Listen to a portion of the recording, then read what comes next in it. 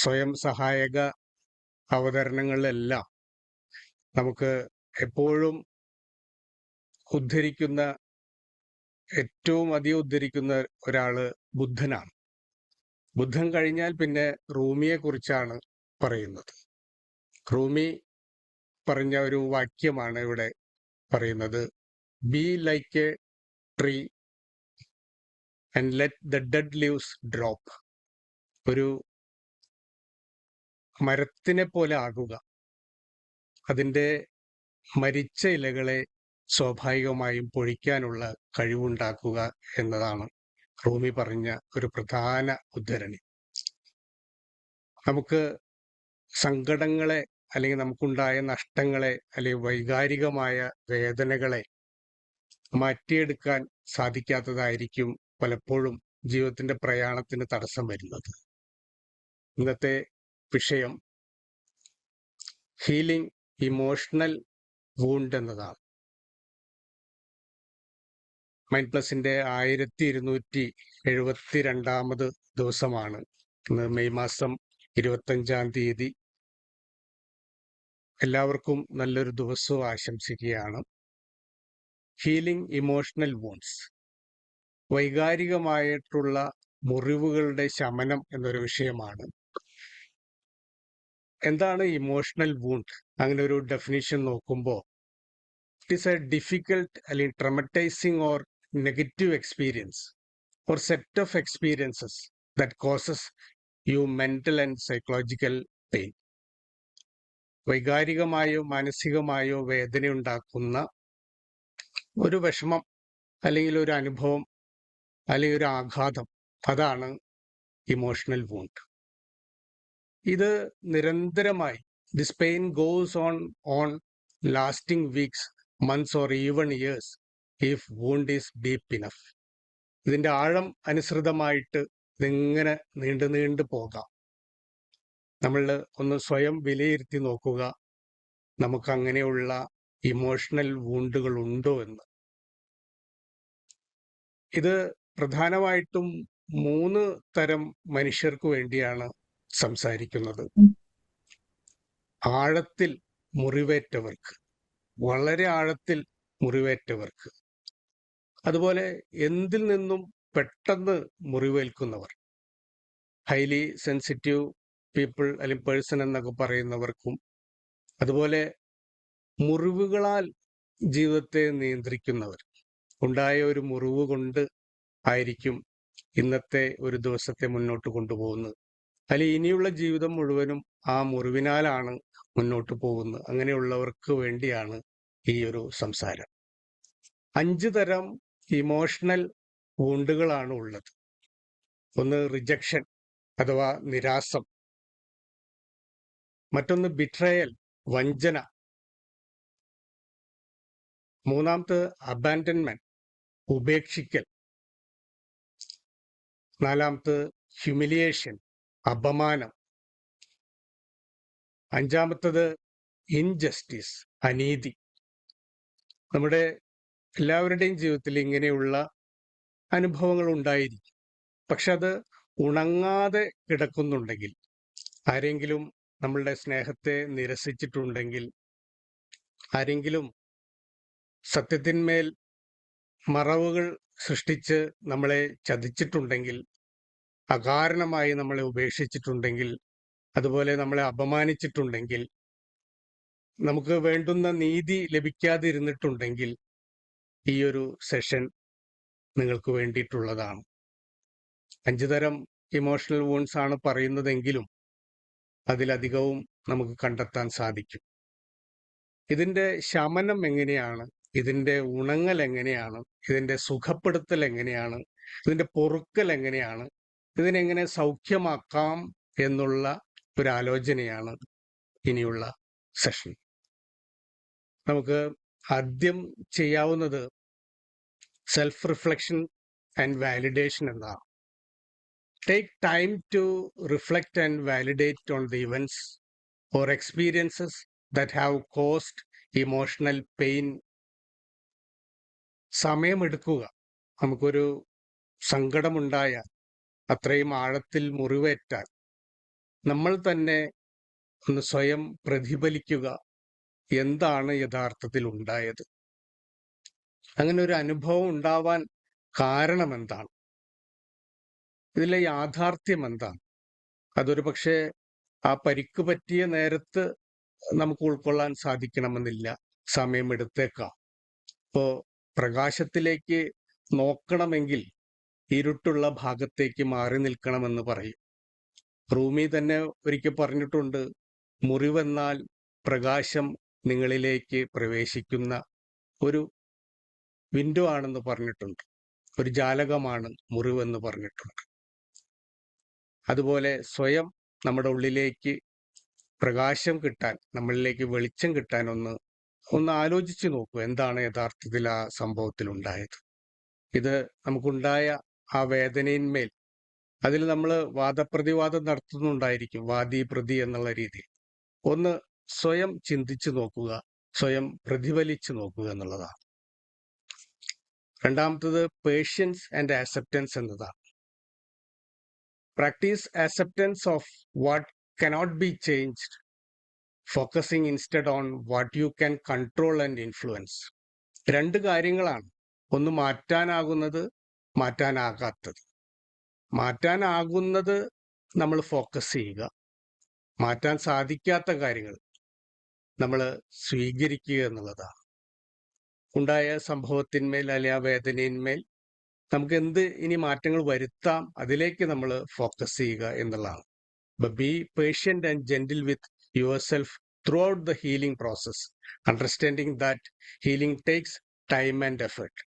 സമയമെടുക്കും, ഇത് പെട്ടെന്ന് ഉണങ്ങുന്നതല്ല, അതിന് ഒരു വേള കൊടുക്കണം, ഒരു സമയം കൊടുക്കണം, അതിൻ്റെതായിട്ടുള്ള ഒരിടം കൊടുക്കണമെന്നും തിരിച്ചറിയുക എന്നതാണ്.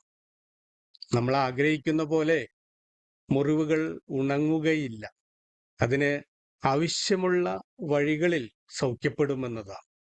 മുറിവുകൾ പാടുകളായി മങ്ങാൻ അതിനാവശ്യമായൊരു സമയം നൽകണം. ഓരോ മുറിവും ഓരോ മുറിപ്പാട് അവശേഷിപ്പിക്കും, ഓരോ മുറിപ്പാടും ഓരോ കഥ പറയും, ഓരോ കഥയും പറയും ഞാനത് അതിജീവിച്ചു എന്ന്.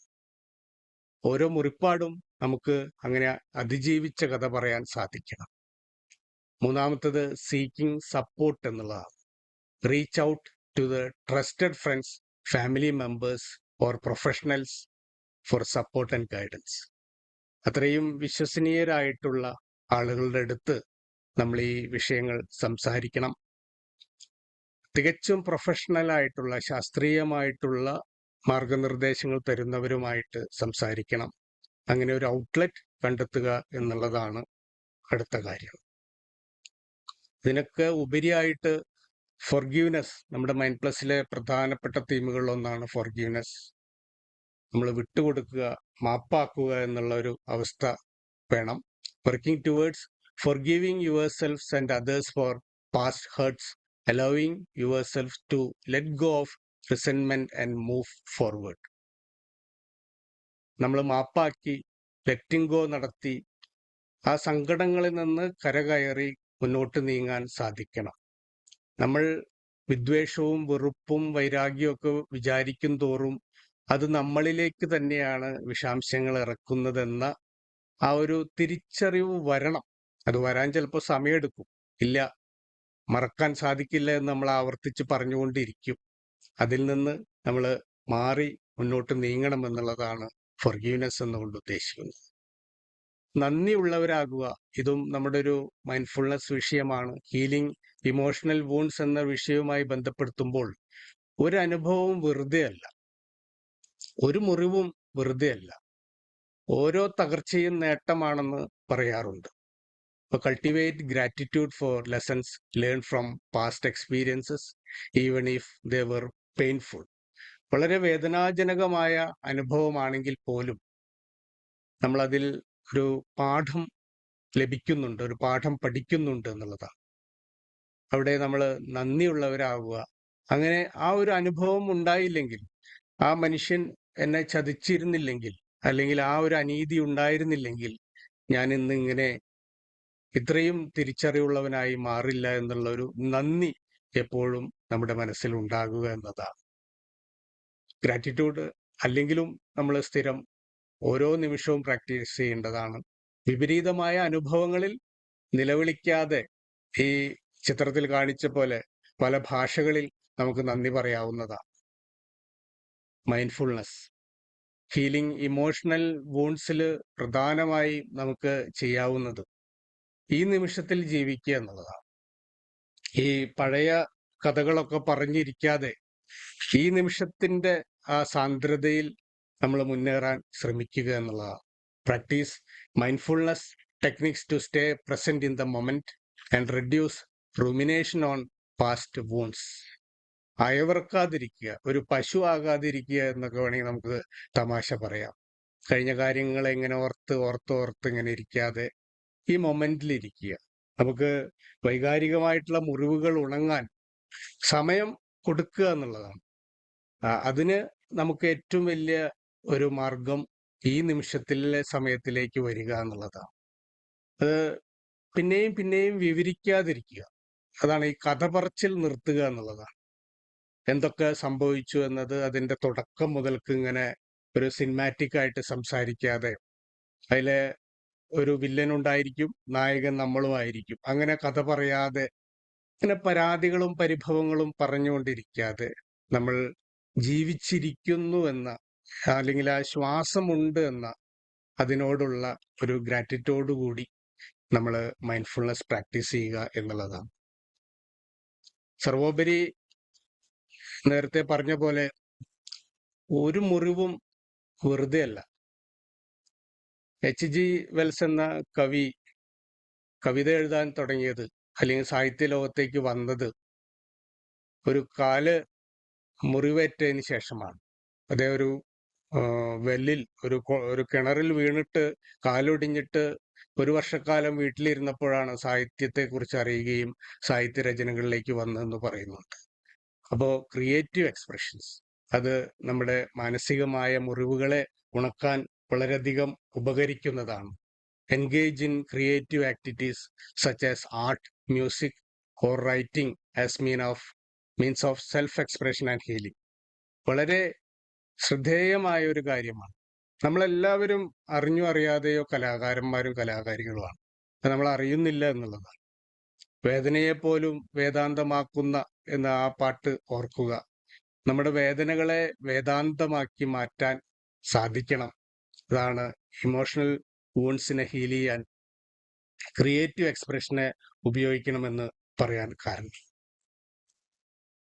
ഫിസിക്കൽ ആക്ടിവിറ്റിയാണ് ഇമോഷണൽ വൂണ്ടിന്റെ ഹീലിങ്ങിനുള്ള ഒരു പ്രധാനമായ മാർഗം. ഇത് അവസാനം ഭാഗത്തേക്ക് വന്നു എന്ന് മാത്രമേ ഉള്ളൂ. നമ്മളെപ്പോഴും പറയുന്നതാണ്, ഒന്ന് എഴുന്നേറ്റ് നടന്നാൽ തീരാവുന്ന സങ്കടമേ നിനക്കുള്ളൂ. ഈ ഇരുട്ടുമുറിയിൽ ഇങ്ങനെ ഇരിക്കുന്നത് കൊണ്ടാണ് നിന്റെ സങ്കടങ്ങൾ ഇങ്ങനെ പെരുകുന്നത്. അപ്പോൾ ഫിസിക്കൽ ആക്ടിവിറ്റി വലിയ പ്രാധാന്യമുള്ളതാണ്. Regular exercise and physical activity can help elevate stress, improve mood and promote overall wellbeing. നിരന്തരമായിട്ടുള്ള ഇത്തരം വ്യായാമങ്ങളും, ഒന്ന് എഴുന്നേറ്റ് നടന്നാൽ മതി, അത്രേ പറയുന്നുള്ളൂ. അത് അല്ലെങ്കിൽ ഒരു യാത്ര ചെയ്താൽ മതി, അല്ലെങ്കിൽ ഒരാളെ കാണാൻ പോയാൽ മതി. ഇപ്പോഴുള്ള അവസ്ഥയിൽ നിന്ന് ശാരീരികമായ അനക്കമുണ്ടായാൽ മതി. വലിയ അളവോളം ജീവിതം മാനസികമല്ല, നമ്മൾ മൈൻഡാണ് എല്ലാം എന്ന് പറഞ്ഞാലും നമ്മുടെ ശരീരമാണ് ബേസ്. അപ്പൊ നമ്മൾ ശരീരത്തിനുള്ള ഭക്ഷണം കൊടുത്തു കഴിഞ്ഞാൽ, അതിനുള്ള ആക്ഷൻസ് കൊടുത്തു കഴിഞ്ഞാൽ തന്നെ മാനസികമായിട്ടും നമ്മൾ നന്നായി മാറും എന്നുള്ളതാണ്. അപ്പൊ വൈകാരിക മുറിവുകൾ ഏറ്റവർ അതിങ്ങനെ ഓർത്തൊരു ഭാഗത്തിരിക്കാതെ എക്സസൈസ് ചെയ്യാൻ പറയുന്നുവെങ്കിലും ഒന്ന് എഴുന്നേറ്റ് നടന്നാൽ, അല്ലെങ്കിൽ ഒന്ന് ഒരു സ്ഥലത്ത് ഇരിക്കാതിരുന്നാൽ തന്നെ നമുക്ക് ആ വൂണ്ടിൽ നിന്ന് രക്ഷപ്പെടാൻ സാധിക്കും എന്നുള്ളതാണ്. ഏറ്റവും അവസാനം സ്പിരിച്വാലിറ്റി എന്നൊരു മേഖലയിലേക്കാണ് ഒരു ബോർഡ് വെച്ചിട്ടുള്ളത്. ഇത് സ്പിരിറ്റസ് എന്നൊരു വാക്കിൽ നിന്നാണ് സ്പിരിച്വാലിറ്റി വന്നിട്ടുള്ളത്. സ്പിരിറ്റസ് എന്ന ലാറ്റിൻ വാക്കിന് ശ്വാസം എന്നാണ് അർത്ഥം. അപ്പൊ റിയാലിറ്റി എന്താണെന്ന് മനസ്സിലാക്കാതെ നമ്മൾ കയറിനെ തൊട്ട് പാമ്പാണെന്നൊക്കെ പറയുന്ന പോലെ മായയായിട്ട് എല്ലാം കണ്ടുകൊണ്ടുള്ള ഈ ജീവിതത്തിൽ നിന്നുള്ളൊരു മോചനമാണ് ശരിക്കും spirituality. Explore spirituality or faith-based practices that bring you comfort, solace, and a sense of purpose. ശരിക്കും ഈ മുറിവ് ഉണങ്ങണമെങ്കിൽ, മാനസികമായ മുറിവ് ഉണങ്ങണമെങ്കിൽ യാഥാർത്ഥ്യം എന്താണെന്ന് മനസ്സിലാക്കണം എന്ന് നമ്മൾ ആരംഭത്തിൽ പറഞ്ഞു. നമ്മൾ സ്വയം റിഫ്ലക്ട് ചെയ്യണമെന്ന് പറഞ്ഞ പോലെ അതിനും മുകളിൽ ഒരു വലിയൊരു ശക്തി നമുക്കിതിന്റെ മുകളിൽ ഉണ്ടെന്ന് തിരിച്ചറിവാണ് ഒരർത്ഥത്തിൽ സ്പിരിച്വാലിറ്റി. എന്താണ് സ്പിരിച്വാലിറ്റി എന്ന് ചോദിച്ചു കഴിഞ്ഞാൽ പല പല അർത്ഥങ്ങളുണ്ട്. അവനവനെ അറിയുക എന്നുള്ളതും ഒരു സ്പിരിച്വാലിറ്റിയാണ്. അതുപോലെ ദൈവത്തിന്റെ സാന്നിധ്യം മനസ്സിലാക്കുക, അതും സ്പിരിച്വാലിറ്റിയാണ്. ദൈവം ഉള്ളത് കൊണ്ടാണ് ഞാൻ അയാളിൽ നിന്ന് രക്ഷപ്പെട്ടത് എന്നൊക്കെ പറയാം, അതൊരു സ്പിരിച്വാലിറ്റിയാണ്. ഒരു ഹയർ പവറിലേക്കുള്ള ഒരു വിശ്വാസം, അത് സ്പിരിച്വാലിറ്റിയാണ്. ഒരു ലൈഫ് ഗിവിങ് ഫോഴ്സ് ഉണ്ടെന്നുള്ളൊരു അറിവ് അല്ലെങ്കിൽ തിരിച്ചറിവ് സ്പിരിച്വാലിറ്റിയാണ്. നമ്മൾ പറയും പരമ്പൊരുൾ, അതൊരു സ്പിരിച്വാലിറ്റിയാണ്. എന്തൊക്കെയായാലും ഒരു റിയാലിറ്റിയിലേക്ക്, എന്താണ് യാഥാർത്ഥ്യം, നമ്മളെക്കാൾ വലുത് എന്തോ ഒരെണ്ണം ഉണ്ട്, ആ ഒരു വലുപ്പത്തെ തിരിച്ചറിയുകയും അതിനോടുള്ള ഒരു നന്ദി നമ്മൾ ഉള്ളിൽ കൊണ്ടു നടക്കുകയാണ് സ്പിരിച്വാലിറ്റി. അതിന് പല മാർഗങ്ങളുണ്ട്. ദേവാലയത്തിൽ പോകുന്നത് ഒരു സ്പിരിച്വാലിറ്റിയാണ്, ധ്യാനം നടത്തുന്നത് ഒരു സ്പിരിച്വാലിറ്റിയാണ്, മൈൻഡ് പ്ലസിൽ ക്ലാസ്സുകളിൽ പങ്കെടുക്കുന്നത് സ്പിരിച്വാലിറ്റിയാണ്, എല്ലാം പുസ്തകം വായിക്കുന്നത് സ്പിരിച്വാലിറ്റിയാണ്. അപ്പോൾ ഇങ്ങനെയുള്ള സ്പിരിച്വാലിറ്റിയിലേക്ക് നമുക്ക് ഈ ഇമോഷണൽ വൂൺസിന് വേണ്ടി, അതിനെ ഹീൽ ചെയ്യാൻ വേണ്ടി നീങ്ങാവുന്നതാണ്. അവസാനമായി ഒരു ഉദ്ധരണിയും കൂടെ പറയുകയാണ്. കാരൻ സൽമാൻസോൺ എന്ന് പറഞ്ഞൊരു എഴുത്തുകാരിയുണ്ട്. ഇൻസ്റ്റന്റ് ഹാപ്പിനെസ്സിനെ കുറിച്ചൊക്കെ പറയുന്ന ഒരു സ്ത്രീയാണ്. ഇവർ പറയുന്ന വാക്യം ഇത്രയേ ഉള്ളൂ: don't let small hearted people stop you from living a big life.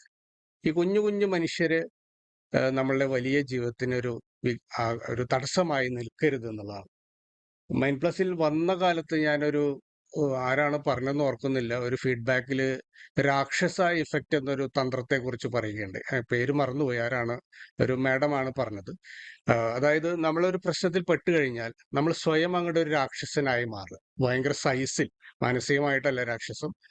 അപ്പൊ ആ പ്രശ്നം വളരെ ചെറുതായി മാറും. അല്ലെങ്കിൽ നമ്മളെ നശിപ്പിച്ച അല്ലെങ്കിൽ നമ്മളെ തകർത്ത എന്ന് നമ്മൾ പറയുന്ന ആ വ്യക്തി ഉറുമ്പ് പോലെയായി മാറുകയും ഒരു രാക്ഷസ ഇഫക്റ്റ് ഉണ്ടാക്കുക എന്നുള്ളതാണ്.